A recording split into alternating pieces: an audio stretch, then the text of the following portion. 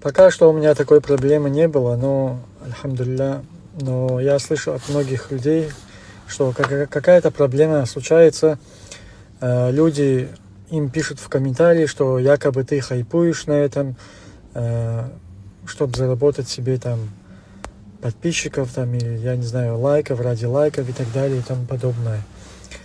Те, кто вот так вот пишут, вы хотя бы хоть что-то делаете для того, чтобы освещать проблему.